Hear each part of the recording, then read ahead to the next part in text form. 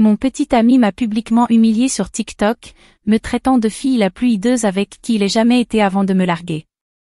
J'ai donc disparu sans un mot ce matin après avoir ignoré 37 appels manqués. J'ai ouvert ma porte et je l'ai trouvé en train de sangloter à genoux. Lucas et moi sommes ensemble depuis presque 3 ans. Je l'ai rencontré quand j'avais 21 ans. C'était le gars qui savait comment réparer la poubelle lorsqu'elle se coinçait. Premier drapeau vert, du moins c'est ce que je pensais. Nous avons échangé des Instagram, commencé à envoyer des SMS, et le reste s'est fait en quelque sorte. Les 3 dernières années ont été plutôt bonnes. Nous avions notre rythme, tu sais. Des documentaires Netflix le jeudi, le dîner de sa mère un dimanche sur 2, des sorties camping avec ses amis en été. Il se souvenait toujours de mon anniversaire et écoutait quand je parlais de ma journée. De nos jours, c'est pratiquement un comportement de licorne.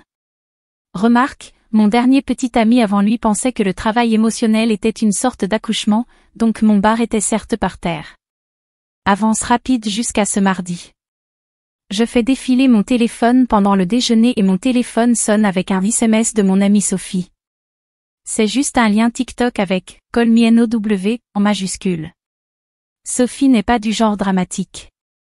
Un jour, elle a envoyé un message « Léger problème » alors que son appartement était littéralement inondé. Je clique sur le lien et voilà Lucas. Il est au Throwback, ce bar où ses copains traînent toujours le lundi. Je pourrais le dire grâce à l'enseigne au néon Budweiser derrière lui qui scintille toutes les 7 secondes. Nous avons compté une fois en attendant notre commande. Il a clairement 6 bières d'eau, le visage rouge, les bras en bandoulière autour de son ami Thomas. Quelqu'un hors caméra demande « Alors, évalue ta petite amie, mon frère ?» Et vous tous, son expression a changé. Ce n'était pas son sourire normal. C'était cet étrange sourire narquois que je n'avais jamais vu auparavant, comme s'il était sur le point de laisser tout le monde participer à une blague privée. Camille ? Honnêtement, probablement la fille la plus hideuse avec qui j'ai jamais été. Comme un 4 dans une bonne journée. Le bar éclate en « Oh » et quelqu'un crie « Savage ».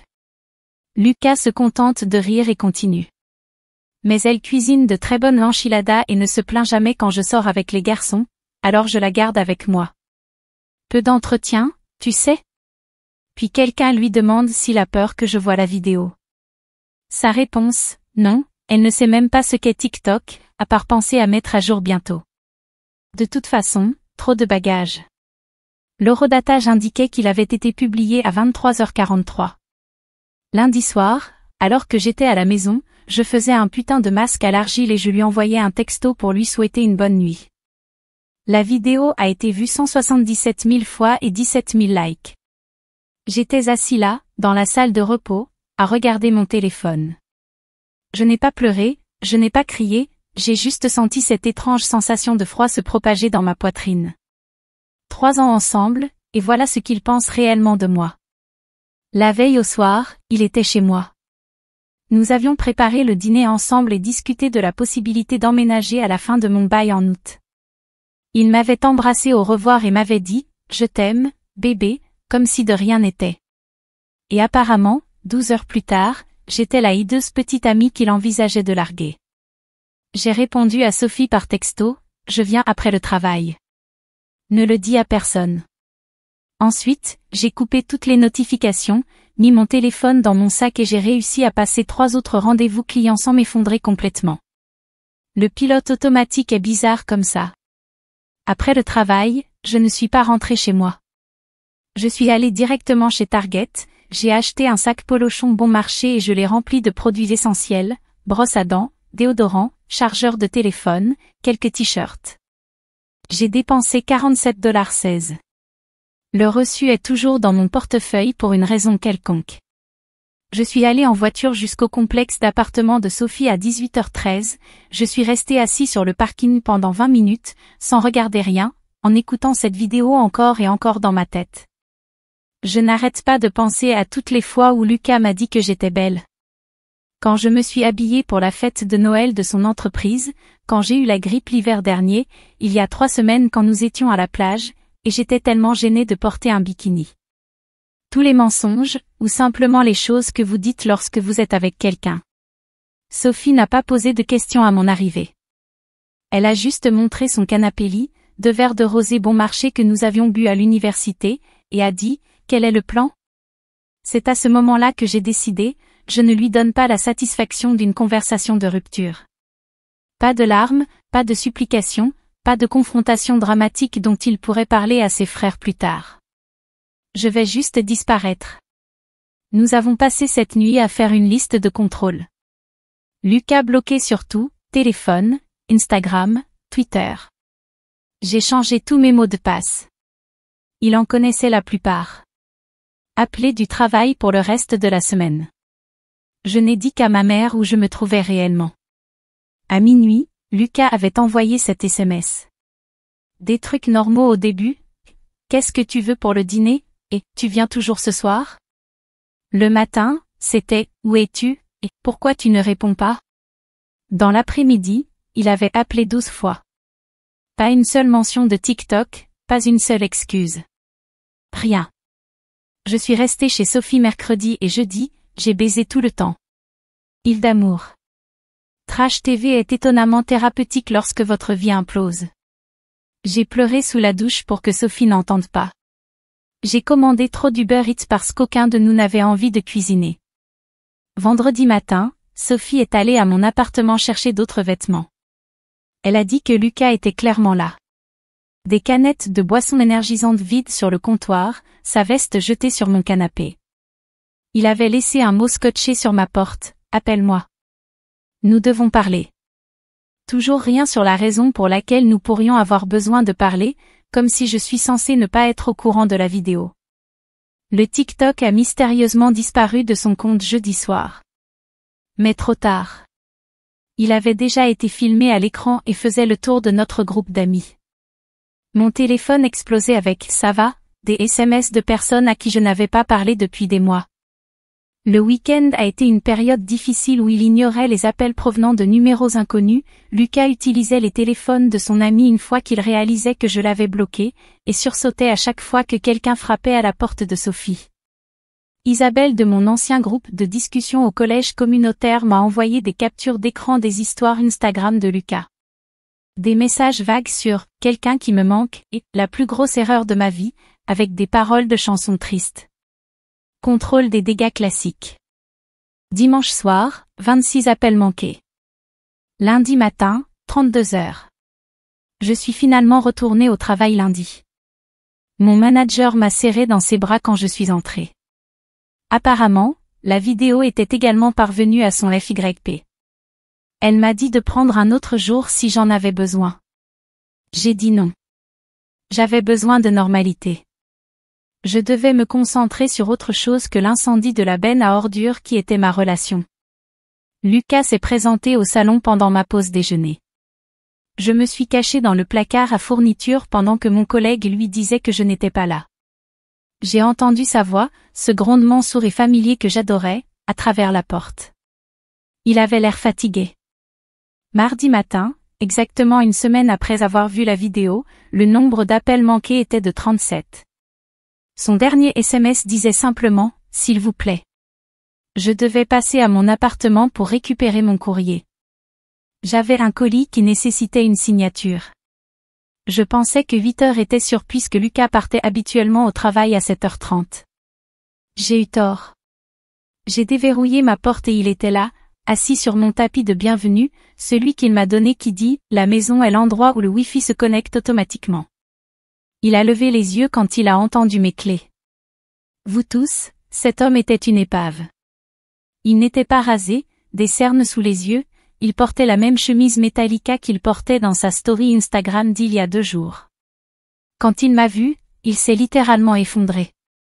Pas d'une manière fausse et dramatique, comme si son corps l'avait physiquement lâché. À genoux, les larmes coulaient immédiatement, répétant mon nom encore et encore. Je restais là, les clés toujours en main, je ne ressentais rien, puis tout, puis encore plus rien. Camille, s'il te plaît, je suis vraiment désolée. Je ne sais pas pourquoi j'ai dit ces choses. J'étais ivre. Les gars me faisaient pression. Je n'ai jamais pensé à tout cela. S'il te plaît, parle-moi. Je l'ai coupé. J'ai vu ce que tu penses vraiment de moi. Il n'y a rien à dire. Autour de lui, comme s'il était un meuble, j'ai récupéré mon courrier et je suis retournée à ma voiture. Il m'a suivi jusqu'au parking, toujours en pleurant, toujours en mendiant. Je suis montée dans ma voiture, j'ai verrouillé les portières et je suis retournée chez Amar. Il a appelé 5 fois de plus avant même que je traverse la ville. Cela nous amène donc à maintenant. Cela fait exactement 8 jours, 4 heures et 22 minutes que j'ai vu cette vidéo. Depuis que j'ai réalisé que la personne en qui j'ai le plus confiance au monde me considère comme un espace réservé pratique jusqu'à ce que quelque chose de mieux arrive. Je ne sais pas ce qui se passera ensuite. Une partie de moi, une petite partie stupide, lui manque la routine, manque de croire que j'étais aimée. Je n'arrête pas de rejouer ces paroles dans la vidéo, mise à niveau hideuse, si désinvolte, si cruelle. 3 ans ensemble, et c'est ce que je vaux. Nous mettrons à jour quand il y aura plus à dire. Pour l'instant, je le prends juste un jour à la fois.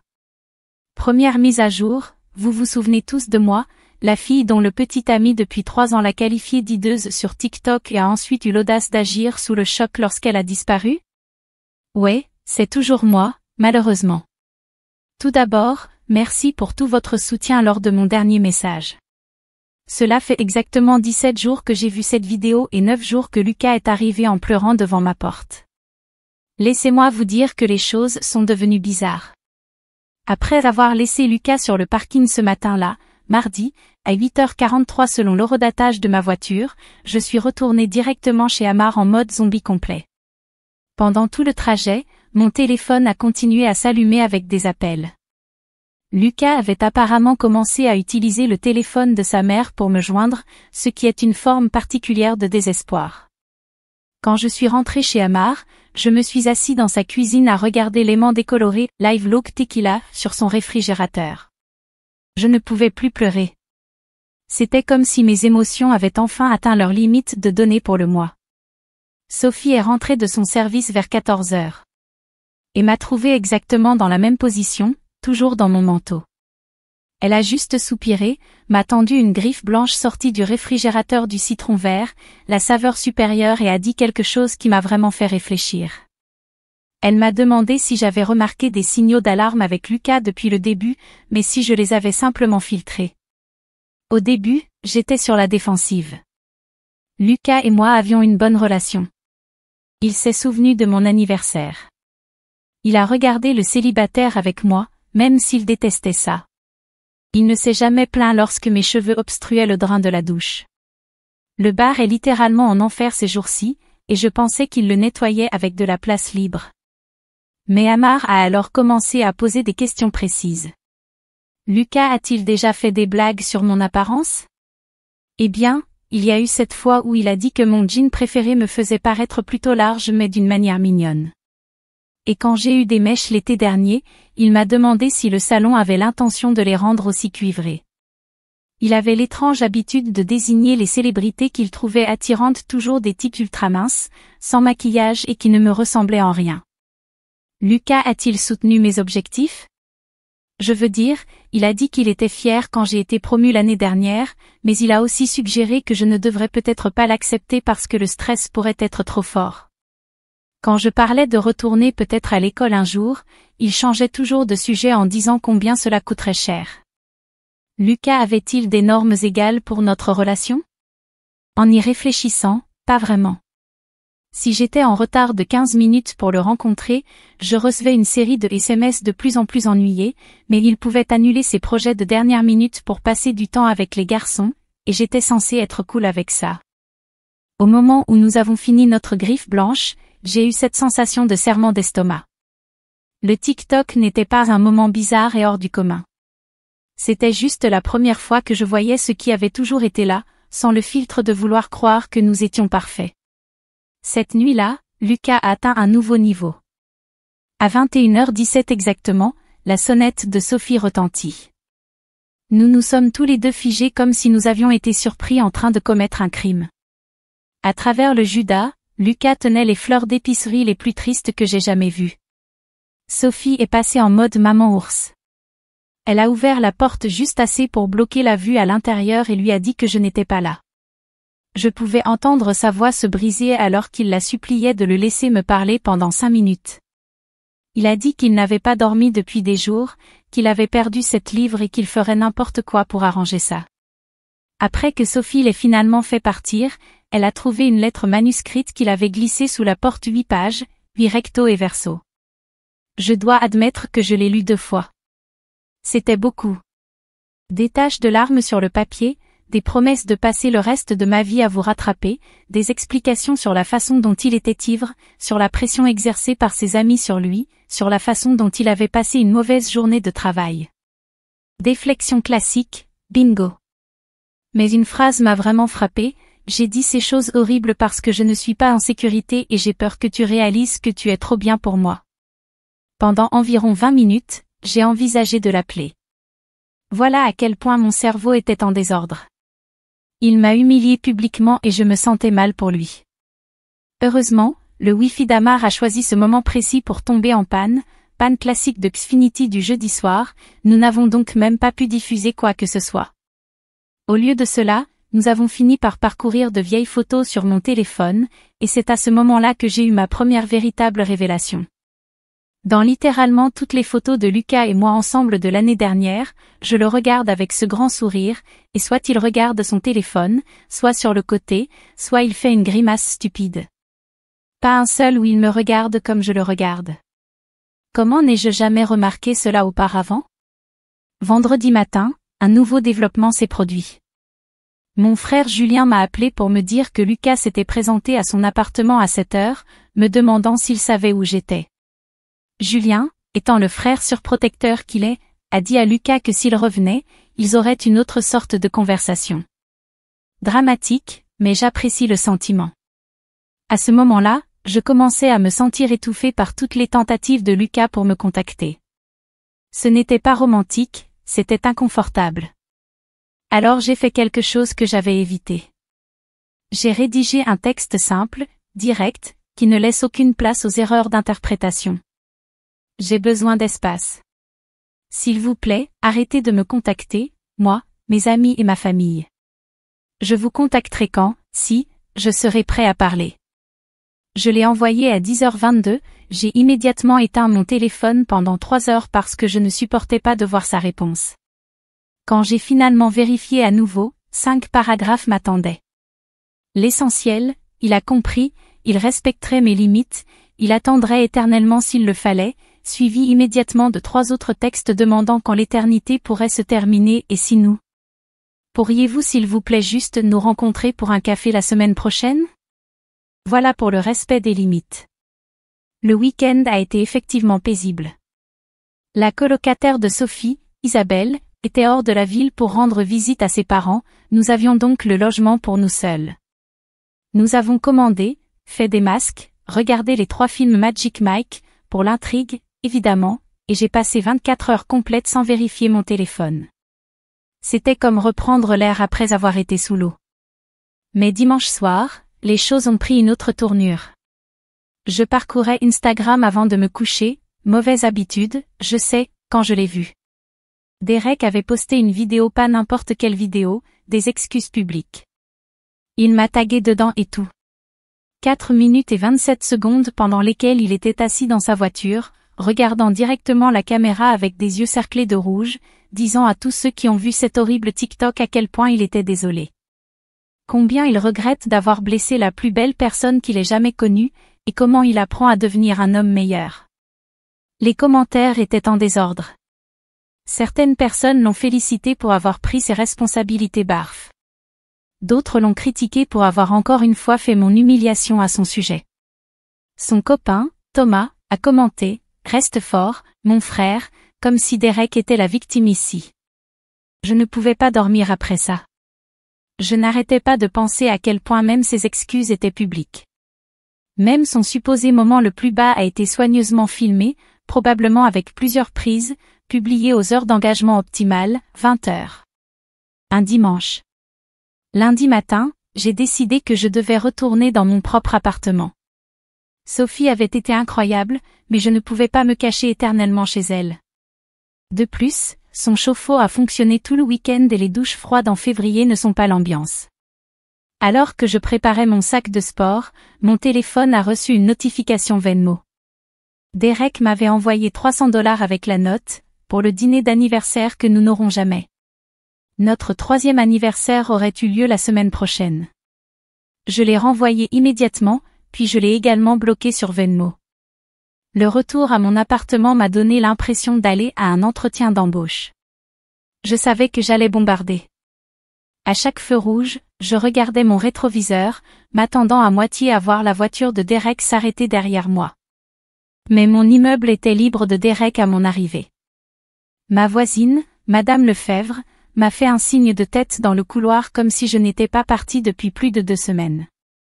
Mes plantes étaient toutes mortes, rip à ma plante serpent soi-disant impossible à tuer. L'air sentait le renfermer et ressemblait légèrement au plat à emporter indien que j'avais oublié dans le réfrigérateur. C'était à la fois étrange et familier, comme enfiler un jean qui ne lui va plus vraiment. Puis je les ai vus. Des post-it partout. Sur le miroir de ma salle de bain, ton sourire me manque. Sur mon frigo, souvenez-vous de notre premier ici. Sur ma télé, vous manquez à notre file d'attente Netflix. Sur ma table de chevet, je ne peux pas dormir sans toi. Je restais là, sous le choc, réalisant lentement ce qui s'était passé. Derek avait toujours la clé de rechange que je lui avais donnée l'année dernière. Il était dans mon appartement pendant mon absence. Ma peau a instantanément rampé. J'ai vérifié tous les placards, sous le lit, derrière le rideau de douche, à moitié convaincu qu'il se cachait peut-être quelque part. Ce n'était pas le cas, mais la violation de mon espace me paraissait tout aussi effrayante. J'ai immédiatement appelé mon propriétaire et lui ai expliqué la situation. Il a accepté de changer mes serrures le lendemain matin. Ensuite, j'ai systématiquement parcouru mon appartement, retirant tous les post-it et les déchirant en petits morceaux. Petit? Peut-être. Satisfaisant? Absolument. Cette nuit-là était ma première dans mon propre lit, et je ne vais pas mentir, c'était bizarre. Je n'arrêtais pas de me réveiller en m'attendant à sentir le poids de Derek sur le matelas. Mon cerveau n'avait pas compris la réalité que c'était fini. Mardi matin, hier, je préparais du café quand quelqu'un a frappé à ma porte. Mon cœur s'est arrêté pendant une seconde avant de me rappeler que la clé de Derek ne fonctionnerait plus. Ce n'était pas Derek. C'était Thomas. Thomas, qui était dans cette vidéo TikTok, riait pendant que Derek me traitait de hideux. Thomas, avec qui j'étais amie avant même de rencontrer Derek. Thomas, qui était apparemment venu en tant qu'ambassadeur de Derek. Il avait l'air mal à l'aise, se balançant d'un pied sur l'autre dans le couloir, commençant par de petites discussions sur la météo sérieusement avant d'enfin en venir au fait. Derek était dans une très mauvaise passe et voulait juste 5 minutes pour s'expliquer. J'ai demandé à Thomas s'il se souvenait d'avoir ri dans cette vidéo. Il eut la décence d'avoir l'air honteux. Il a dit qu'il était ivre et qu'il suivait simplement les gars, puis m'a frappé avec ce petit bijou, il ne pensait rien de tout ça, Camille. Tu sais comment les gars parlent quand ils sont ensemble. Je ne veux pas être avec quelqu'un qui parle ainsi avec ses amis, ivre ou sobre. Je ne veux pas me demander ce qu'il dit de moi quand je ne suis pas là. Je ne veux pas être avec quelqu'un qui a besoin d'une crise publique et d'une intervention amicale pour réaliser qu'il m'apprécie. J'ai remercié Thomas d'être venu, lui ai dit que j'espérais que Derek se sentirait mieux bientôt et j'ai fermé la porte. Hier soir, j'ai consulté mon téléphone et j'ai arrêté de suivre Derek sur toutes les plateformes sur lesquelles nous étions encore connectés. J'ai pris les photos de nous sur les murs de mon appartement, j'ai emballé le sweat à capuche qu'il laissait toujours chez moi et la manette Xbox qu'il utilisait quand il venait chez moi, je les ai mis dans une boîte dans mon placard, pas encore prêt à les rendre, mais je ne voulais pas non plus les voir. Ensuite, je me suis commandé un dîner dans cet endroit dont Derek se plaignait toujours, car il était trop épicé mais que j'adorais secrètement. Je l'ai mangé en regardant The Last of Us, que Derek a refusé de regarder parce qu'il n'aime pas les émissions de zombies. J'ai utilisé la bombe de bain sophistiquée que ma mère m'avait offerte pour Noël et que j'avais réservée pour une occasion spéciale. Vers minuit, mon téléphone s'est allumé avec un SMS provenant d'un numéro que je n'ai pas reconnu. C'est Derek. S'il te plaît, ne bloque pas ce numéro. J'ai juste besoin de savoir une chose, est-ce que ces 3 années signifiaient quelque chose pour toi? Parce qu'elles étaient tout pour moi. J'ai regardé ces mots pendant longtemps. 3 ans. 3 ans de blagues intérieures, de dîners de vacances et de dimanches matins paresseux. 3 années à construire une vie que je pensais partager pour toujours, et aussi 3 années de petites critiques déguisées en plaisanterie. 3 ans à marcher sur des œufs autour de ses humeurs. 3 ans à me réduire pour qu'il soit à l'aise. Je n'ai pas répondu, j'ai simplement ajouté le numéro à ma liste bloquée et j'ai éteint mon téléphone. Ce matin, je me suis réveillée et j'ai fait quelque chose que je n'avais pas fait depuis 2 semaines et demie, j'ai fait un plan pour moi. Pas une réaction à Derek, pas une stratégie de dissimulation, juste une journée normale pour moi. Mais alors que j'allais prendre un café, j'ai vu quelque chose qui m'a arrêté. La photo de profil de Derek sur Instagram était devenue une photo de nous prise l'été dernier au mariage de son cousin, ma tête sur son épaule, nous souriant tous les deux. Cela ne devrait pas avoir d'importance. Cela ne devrait pas du tout m'affecter. Mais c'est le cas. Nous mettrons à jour à nouveau quand il y aura plus à dire. Pour l'instant, je le prends au jour le jour et je me souviens de ce que ma grand-mère disait toujours, parfois, les poubelles sortent toutes seules. J'ai acheté de nouveaux draps parce que j'ai finalement décidé de me débarrasser des draps gris, disait toujours Lucas, qui faisait ressortir le bleu dans ses yeux. Gag. Je débattais entre le verre sauge et la terre cuite lorsque j'ai remarqué une femme qui me regardait du bout de l'allée. Au début, je pensais que j'avais peut-être quelque chose sur le visage ou du papier toilette collé à ma chaussure. Ce ne serait pas la première fois. Mais ensuite elle s'est approchée, l'air très mal à l'aise, et m'a demandé si j'étais la fille du TikTok de Lucas. Mon estomac s'est instantanément noué. C'est une chose d'être humilié en ligne, c'en est une autre d'être reconnu par des inconnus chez Target un samedi au hasard sans maquillage et avec le chignon en désordre d'hier. Avant même que je puisse répondre, elle s'est lancée dans ses excuses maladroites, disant qu'elle faisait partie des personnes qui avaient commenté quelque chose de méchant sur la vidéo originale. Mais elle s'est sentie très mal après avoir vu les excuses publiques de Lucas et a réalisé à quel point la cyberintimidation était mauvaise. Ces mots exacts. Je suis restée là, serrant mes feuilles de terre cuite, décision prise par la panique, apparemment pendant que l'inconnu avait son moment de développement de personnage dans la section Home Good. Lorsqu'elle a finalement arrêté de parler, j'ai réussi à dire « Merci, tout va bien, bonne conversation » et j'ai marché rapidement jusqu'à la caisse.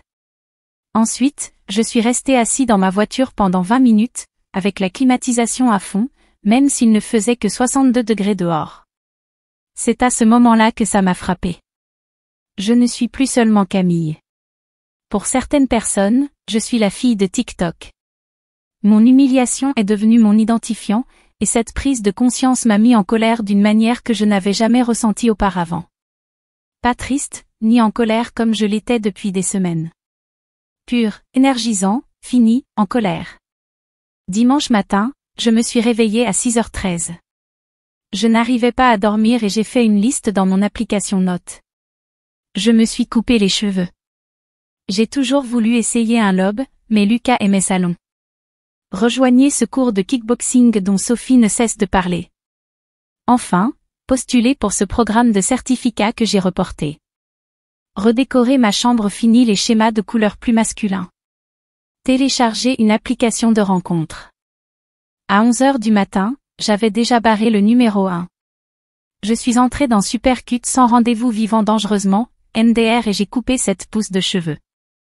Le styliste n'arrêtait pas de me demander si j'en étais sûre, si j'avais besoin de plus de temps pour y réfléchir. Si quelqu'un m'avait convaincue. Je lui ai dit, non, j'avais juste besoin d'un changement. Elle n'avait pas besoin de savoir que je nommais mentalement chaque coup de ciseau d'après quelque chose que Lucas m'avait dit au fil des années. Tu serais mieux avec des sourcils plus définis, coupe-t-il. Aucun mec ne veut d'une fille qui mange plus que lui, ironise-t-il. Ton rire est un peu bruyant parfois, ironise-t-il. Lorsqu'elle m'a fait tourner pour voir le résultat final, je me suis à peine reconnue dans le bon sens. Mon cou était plus léger, ma tête était plus légère, bon sang, tout mon être était plus léger. J'ai posté un selfie sur Instagram en rentrant à la maison, juste moi avec mes nouveaux cheveux, la lumière du soleil depuis la fenêtre de ma cuisine et la légende « Nouveau moi, nouveau moi ». En 1 heure, il a reçu 87 likes, notamment de la part de Thomas et de 2 autres amis de Lucas. Petite satisfaction ? Peut-être, mais je prendrai les petites victoires. Lundi a amené le point numéro 2 sur ma liste. Je me suis traînée jusqu'au studio de kickboxing de Sophie à une heure impie, convaincue que je me ridiculiserais. La monitrice, Isabelle, qui porte par hasard le même nom que la colocataire de Sophie, nous faisait avancer si vite que je n'ai pas eu le temps de me sentir gênée. À la fin, j'étais trempée de sueur et mes bras ressemblaient à des spaghettis trop cuits, mais aussi étrangement puissants. J'ai vérifié mon téléphone après les cours pour trouver 3 appels manqués provenant de numéros inconnus, la nouvelle tactique de téléphone graveur de Lucas, et un SMS de Thomas, me demandant si nous pouvions parler un jour. Je l'ai laissé en lecture, pas encore prêt pour cette conversation. Mardi, j'ai finalement abordé le point numéro 3 et j'ai demandé ce certificat de marketing numérique que j'envisageais depuis des lustres. Lucas a toujours dit que c'était une perte d'argent puisque j'ai déjà un emploi stable. Il m'a fallu 43 minutes pour remplir le formulaire, 20 autres pour rédiger la courte déclaration personnelle et environ 3 secondes pour cliquer sur soumettre avant de pouvoir trop y réfléchir. J'ai eu une mini-crise de panique immédiatement après, en me demandant si je faisais une grosse erreur. J'ai appelé ma mère, qui m'a critiqué à sa manière habituelle, moitié encouragement, moitié « je ne comprends pas pourquoi tu te compliques la vie, mais je te soutiens quand même ». Mercredi, les choses sont devenues intenses. J'étais à l'épicerie lorsque mon téléphone a commencé à exploser avec les SMS de Sophie. Appelle-moi maintenant. Lucas est sur Instagram Live. Il parle de toi. C'est mauvais. J'ai abandonné mon chariot au milieu de l'allée des céréales, désolé, les employés des épiceries sous-payés, et j'ai couru vers ma voiture pour assister au naufrage du train. Effectivement, il y avait Lucas, visiblement ivre à 14 heures. Un mercredi, le visage rouge et injurieux, parlant directement à la caméra de la façon dont il avait perdu l'amour de sa vie et ne savait pas comment continuer. Les commentaires affluaient rapidement, la plupart du temps des gens lui disant d'obtenir de l'aide ou d'éteindre le direct, mais il continuait simplement, lisant certains commentaires à haute voix et en ignorant d'autres. Puis il a dit quelque chose qui m'a glacé le sang. Je sais qu'elle regarde ça. Camille, je viens ce soir. Nous devons en parler. Je n'accepte plus non comme réponse. J'ai immédiatement appelé Sophie en pleine panique. Elle m'a proposé de venir rester avec moi, mais j'ai fini par appeler mon frère Julien. Il est plus proche de mon appartement, franchement, plus intimidant. Si Lucas s'est effectivement présenté, Julien est arrivé à 17h30. Avec ma petite amie Claire et assez de trucs pour la nuit pour une semaine. Il m'a dit de ne pas discuter, il resterait jusqu'à ce que ce mec reçoive le message. Il s'est installé chez lui sur mon canapé, a connecté sa Nintendo Switch à mon téléviseur et a commencé à agir comme si tout cela était tout à fait normal. À 20h, j'étais presque convaincue que la menace de Lucas n'était qu'une conversation ivre. Vers 21h, je commençais à me détendre. Vers 21h47, la sonnette retentit. Julien répondit pendant que Claire et moi restions en retrait. J'entendais la voix de Lucas, trouble et ému, exigeant de me voir. Les réponses de Julien étaient basses et calmes. Je n'arrivais pas à comprendre les mots, mais le ton était clair. Après environ 5 minutes, j'ai entendu ma porte se fermer. Julien est revenu l'air agacé mais calme, a déclaré que Lucas était finalement parti après que Julien l'ait convaincu que ce n'était pas le bon moment. L'euphémisme de l'année. Il a également mentionné que Lucas avait l'air dur et sentait comme s'il s'était baigné dans Jack Daniels. J'ai mal dormi cette nuit-là, sursautant à chaque bruit derrière ma fenêtre. Je n'arrêtais pas de penser à quel point les choses étaient différentes il y a à peine 5 semaines, quand je croyais encore que Lucas était le bon. Quand je pensais encore que je le connaissais. Jeudi matin, je me suis réveillée avec un SMS provenant d'un numéro que je ne reconnaissais pas, c'est la mère de Lucas. Je m'inquiète pour lui et je ne sais pas quoi faire. Il ne mange pas, il dort à peine, il a perdu son travail hier pour s'être montré ivre. Je sais que tu ne lui dois rien, mais s'il te plaît, appelle-moi. Parle. En ce qui concerne la manipulation émotionnelle, elle avait toujours fait cela, traiter Lucas comme s'il ne pouvait pas gérer les conséquences, se précipitant pour tout arranger. L'un des nombreux signaux d'alarme que j'avais ignorés. J'ai montré le texte à Julien, qui m'a conseillé de l'ignorer, mais quelque chose m'a dérangé toute la journée. Pas exactement de la culpabilité, mais le sentiment tenace que la situation dégénérait au-delà de ce que j'avais prévu. Vers 15 heures, j'ai décidé de lui répondre. Je suis désolée que Lucas ait des difficultés, mais je ne suis pas responsable de ses choix ou de sa guérison. S'il vous plaît, encouragez-le à obtenir l'aide d'un professionnel. Elle a immédiatement répondu, il a fait une erreur. Tout le monde mérite le pardon. Je n'ai pas répondu. Certaines erreurs changent à jamais la façon dont vous voyez une personne. Dans la vidéo, Marc explique comment il est complice du comportement toxique de Lucas depuis des années. Pas seulement avec moi, mais aussi avec mes anciennes copines. Comment le groupe d'amis avait pour habitude d'encourager les pires impulsions de Lucas. Comment l'incident de TikTok a été un signal d'alarme pour lui personnellement. Il a terminé par « Camille, si tu vois ça, je suis désolé. Nous t'avons tous laissé tomber, et Lucas, mec, demande de l'aide. » Il ne s'agit pas de la reconquérir, il s'agit de devenir quelqu'un qui ne lui ferait jamais de mal en premier lieu. Je l'ai regardé cette fois, je l'ai envoyé à Sophie, qui a répondu « Sain » et rien d'autre pendant 10 minutes complètes. Puis Marc m'a envoyé un message privé sur Instagram, et « J'espère que ça n'a pas aggravé les choses. » Je ne pouvais plus rester silencieux. Aucune pression pour répondre. Je suis resté assis avec ça pendant un moment, appréciant qu'il ne s'attende pas à une réponse. Finalement, j'ai répondu « Merci d'avoir pris la parole, mieux vaut tard que jamais. » Nous avons fini par avoir une conversation étonnamment honnête. Il m'a dit que Lucas était dans une spirale difficile depuis mon départ, il buvait quotidiennement, se battait, s'aliénait ses amis. Il a déclaré que le groupe d'amis était divisé entre ceux qui lui permettaient et ceux qui essayaient de lui obtenir de l'aide. Marc a également confirmé quelque chose que je soupçonnais, ce n'était pas la première fois que Lucas parlait de moi de cette façon, juste la première fois que cela était enregistré. Cela m'a frappé différemment, sachant que ce n'était pas une erreur ponctuelle d'ivresse, mais un schéma, un véritable reflet de la façon dont il me voyait quand je n'étais pas là. Vendredi, hier, cela faisait exactement un mois que je suis partie. J'ai décidé de célébrer mon jour de l'indépendance en abordant le dernier élément de ma liste, télécharger une application de rencontre.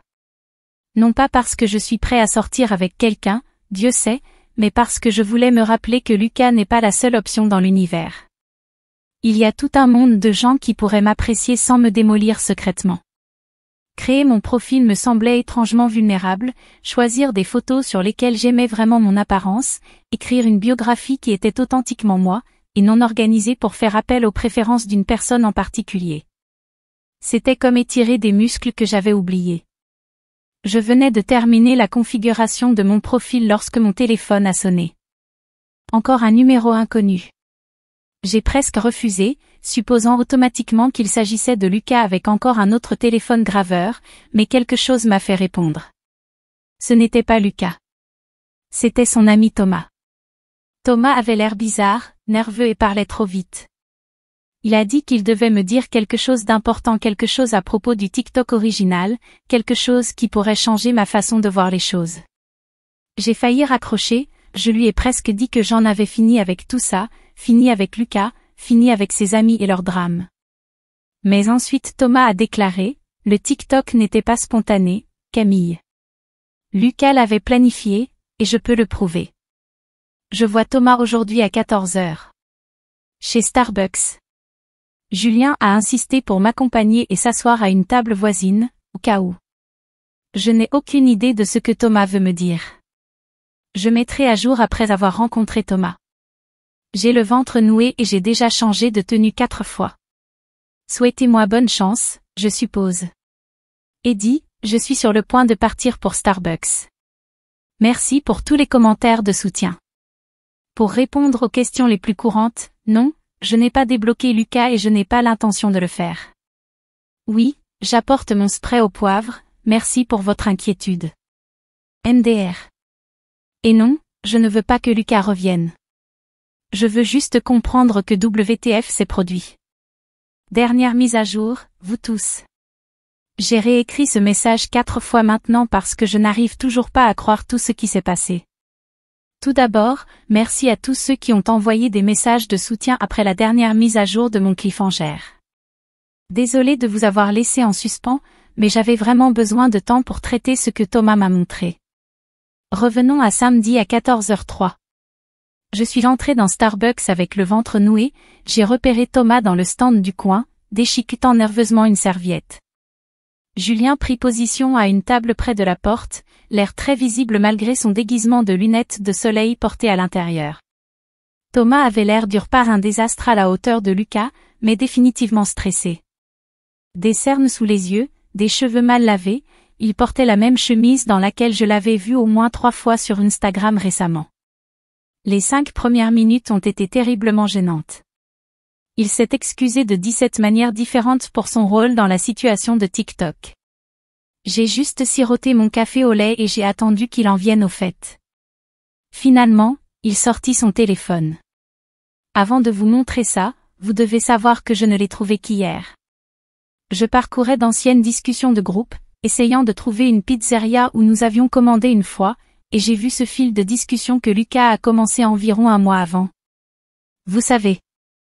Il fit glisser son téléphone sur la table. Il a été ouvert à une discussion de groupe WhatsApp intitulée « Weekend Warriors ». Je roule avec Lucas, Thomas, Marc et 2 autres gars. Les messages dataient de 5 semaines avant l'incident de TikTok. Lucas, j'ai besoin de votre aide pour quelque chose, les garçons. Marc, quoi de neuf? Lucas, j'essaie de trouver comment rompre avec eux. Thomas, ouais, pour de vrai? Je pensais que vous regardiez des endroits ensemble. Lucas, ouais, c'est ça le problème. Elle devient trop sérieuse. En plus, j'ai rencontré quelqu'un au gymnase. J'ai senti mon visage devenir chaud pendant que je faisais défiler. Lucas a poursuivi en expliquant qu'il parlait à ses mots, une fille nommée Manon, depuis près de 3 mois. Mais il s'inquiétait de la façon dont je réagirais à une rupture puisque nous partagions tant d'amis, et elle peut devenir émotive. Excusez-moi? Au fur et à mesure que je lisais, la situation empirait.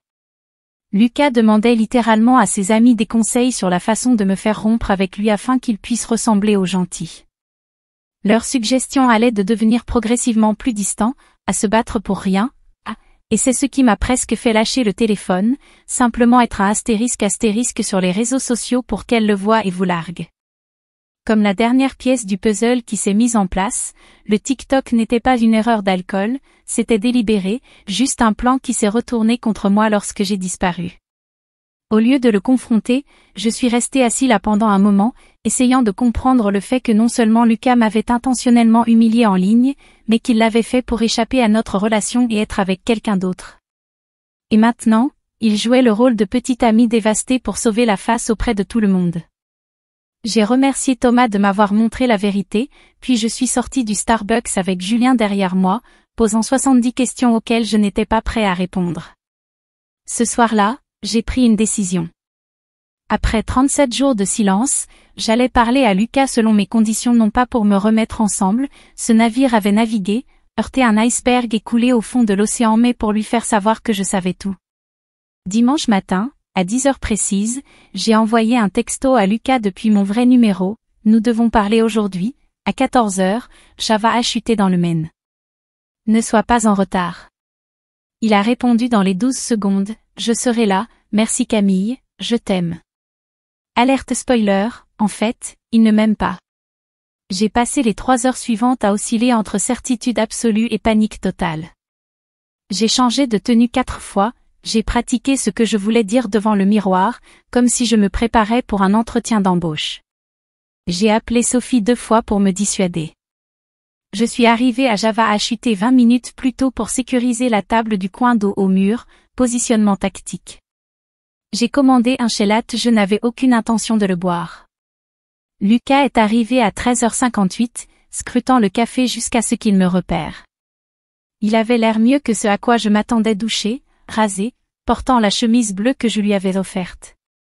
Pendant une fraction de seconde, mon cœur a fait ce retournement familier qu'il faisait toujours lorsque je le voyais, puis je me suis souvenu des messages WhatsApp. Il a tendu la main pour un câlin, que j'ai évité en faisant signe à la chaise en face de moi. Son visage tomba, mais il s'assit. Il s'est immédiatement lancé dans ce qui ressemblait à un discours répété disant à quel point il était désolé, à quel point je lui manquais, à quel point le mois dernier avait été le pire de sa vie. Je l'ai laissé parler exactement 2 minutes, puis j'ai placé mon téléphone, écran vers le haut, entre nous, ouvert aux captures d'écran que Thomas m'avait envoyées de la discussion de groupe. Alors qui est Manon? J'ai demandé. Son expression, c'était comme voir quelqu'un se faire frapper avec un taser. Sa bouche s'ouvrait et se fermait comme un poisson à bout de souffle. Ce sont ceux de Thomas, dit-il. Je n'aurais pas dû me dire la vérité, Lucas, pour une fois. Les 20 minutes suivantes ont été éclairantes. Une fois qu'il s'est rendu compte qu'il avait été attrapé, les excuses ont cessé et les excuses ont commencé. Manon n'était qu'une amie au début, bien sûr. Il était confus au sujet de notre relation depuis des mois. Il pensait que 3 ans, c'était trop long pour être avec une personne d'une vingtaine d'années. Le TikTok était stupide, mais il n'aurait jamais pensé que je le verrais. J'ai paniqué quand tu as disparu, a-t-il admis. J'ai réalisé que j'avais commis une énorme erreur. Manon ne valait pas la peine de te perdre. C'est à ce moment-là que ça a cliqué. Il n'était pas dévasté à l'idée de me faire du mal, il était dévasté de ressembler au méchant, de perdre le contrôle du récit, de savoir que tout le monde savait ce qu'il avait fait. J'ai pris une gorgée de mon chai froid et j'ai prononcé les mots que j'avais pratiqués toute la matinée. Je ne suis pas là pour me remettre ensemble, Lucas. Je suis là pour te dire que je sais tout, et j'ai fini.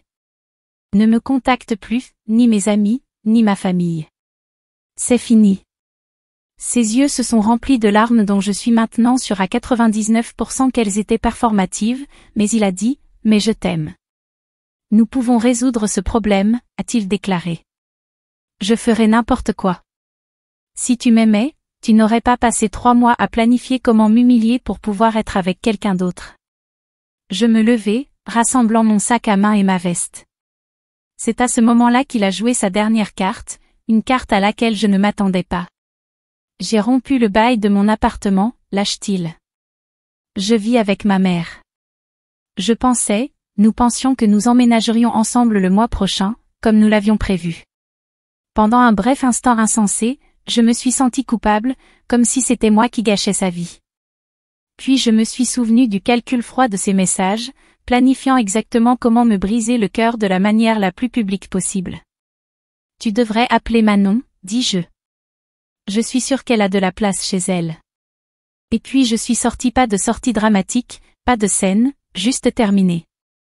Il a envoyé 17 SMS au cours des 2 heures suivantes, passant de l'excuse à la colère puis au désespoir et vice-versa.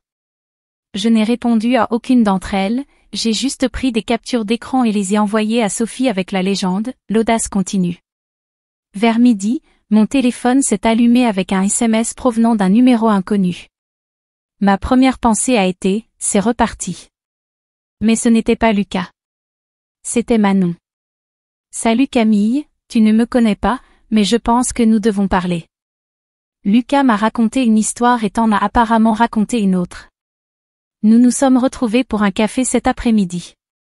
J'ai consommé suffisamment de caféine cette semaine pour alimenter une petite ville. Il s'avère que Manon ne savait pas que Lucas avait une petite amie jusqu'à il y a 2 semaines, lorsqu'elle a vu ses excuses publiques sur TikTok. Il lui a dit qu'il était célibataire depuis des mois et qu'il avait affaire à un ex fou qui ne pouvait pas lâcher prise. Cela vous semble familier? La partie la plus folle? Elle est vraiment sympa. Nous avons fini par discuter pendant 3 heures, comparant nos notes sur les mensonges de Lucas. Elle m'a montré des SMS dans lesquels il lui disait qu'il l'aimait le jour même où il laissait des messages vocaux sanglotants sur mon téléphone. À la fin de notre conversation, nous nous suivions sur Instagram et avions prévu de découvrir un nouveau bar à vin qui ouvrirait le mois prochain. La confiance est une question de solidarité, je suppose. Cette nuit-là, j'ai finalement fait quelque chose que j'avais reporté. J'ai débloqué Lucas sur Instagram juste temporairement et je suis allée sur son profil. Son histoire de 3 heures plus tôt était un écran noir avec la chanson « Glimpse of US ». L'hymne du garçon triste de J.O., donc sur la marque. Le texte disait « Parfois, vous ne savez pas ce que vous avez jusqu'à ce qu'il soit parti ». Sa photo de profil était toujours celle de nous de l'été dernier, son message le plus récent était une photo de nous de notre 2e anniversaire avec la légende « Je donnerais n'importe quoi pour y retourner ». Pendant ce temps, Manon m'avait envoyé des captures d'écran de lui envoyant un texto le même jour, lui demandant si elle voulait sortir plus tard. Je ne me suis jamais sentie aussi sûre d'une décision de ma vie. Hier, cela faisait exactement 40 jours depuis que j'ai découvert TikTok, 6 semaines de douleur, de colère, de confusion et enfin de clarté. J'ai officiellement bloqué Lucas sur chaque quai, j'ai changé mon numéro ce matin, j'ai dit à mon propriétaire qu'il ne devait en aucun cas être autorisé à entrer dans l'immeuble, puis j'ai fait quelque chose rien que pour moi. Vous vous souvenez du certificat de marketing numérique que j'ai demandé? J'ai été acceptée hier. Les cours commencent le mois prochain. J'ai payé la caution avec l'argent que j'avais économisé pour l'appartement que Lucas et moi étions censés partager. Hier soir, Sophie, Julien et quelques autres amis sont venus pour une soirée improvisée d'adieu à Lucas. Nous avons commandé une pizza, bu du vin bon marché et lu à tour de rôle les SMS de plus en plus désespérés qu'il envoyait au cours des dernières semaines. Toxique? Je sais, mais aussi étrangement cathartique. À un moment donné, Julien m'a demandé si j'étais triste de perdre 3 ans avec Lucas. Et le fait est que je ne le suis pas. Ces années n'ont pas été une perte. C'était une leçon sur les signaux d'alarme que je n'ignorerai plus jamais, sur ma propre résilience, sur le type de relation que je mérite réellement. Ce matin, je me suis réveillée avec une notification indiquant que Lucas m'avait tagué dans une nouvelle publication Instagram. Mon doigt a survolé le bouton d'affichage pendant environ 3 secondes avant de réaliser que je me fiche de ce qu'il dit. Ces paroles n'ont plus aucun pouvoir sur moi. Au lieu de cela, j'ai supprimé la notification, j'ai préparé mon café et je me suis assis sur mon balcon pour regarder le lever du soleil. Donc je suppose que c'est officiellement la fin de cette saga, vous tous. Eddie, les gens me demandent si je crains que Lucas ne voie ce message. Honnêtement, une partie de moi l'espère. Laissez-lui lire à quel point il n'a pas réussi à contrôler ce récit. Montrez-lui que son lit de ex prospère sans lui. Et à toutes les autres filles qui ont affaire à vos propres bites, vous méritez mieux et il existe mieux. Fais-moi confiance. Le dernier message du fil de discussion venait de Lucas, TikTok pourrait être la solution. De toute façon, elle ne le vérifie jamais. J'ai levé les yeux vers Thomas, qui ne pouvait pas croiser mon regard. Pourquoi me montrer ça maintenant? J'ai demandé. Il a expliqué qu'après notre dernière conversation, il se sentait de plus en plus coupable du rôle qu'il avait joué dans tout. Il a dit qu'il avait supposé que le TikTok n'était qu'une bêtise ivre, pas un geste calculé. Je ne connaissais pas Manon jusqu'à ce qu'il trouve ces messages. Lucas a menti à tout le monde, a déclaré Thomas, nous racontant à quel point il avait le cœur brisé, comment il avait commis la plus grosse erreur de sa vie. Pendant ce temps, il envoie toujours des SMS à Manon. Je les ai vus ensemble à Chipotle hier.